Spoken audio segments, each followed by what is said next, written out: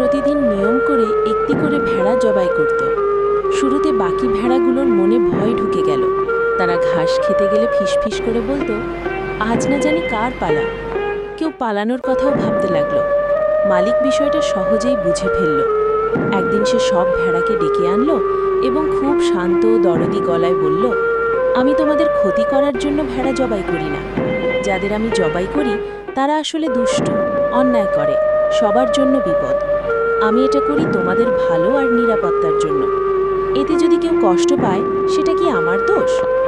ভেড়াগুলো এসব কথা শুনে মনে মনে ভাবল, সত্যিই তো, মালিক তো আমাদের ভালো চায়, আমাদের খাবার দেয়, আশ্রয় দেয়, নিরাপত্তা দেয়।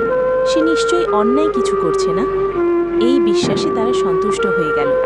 ভয় ভুলে আবার নিশ্চিন্তে ঘাস খেতে লাগলো। এরপর বছর পেরোলো, বছর এলো। মালিক আগের মতোই একটার পর একটা ভেড়া জবাই করতে থাকলো।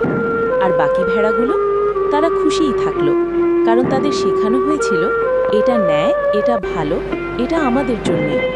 ঠিক এভাবেই আমাদের দেশের রাজনীতিতেও জনগণকে সুন্দর কথায় ভুলিয়ে অন্যায়কে ন্যায়ের নামে প্রতিষ্ঠা করা হয়। আর মানুষ ধীরে ধীরে বুঝতেই পারে না, আজ যেটা অন্যের সঙ্গে হচ্ছে, কাল সেটাই তার নিজের সাথেও হতে পারে।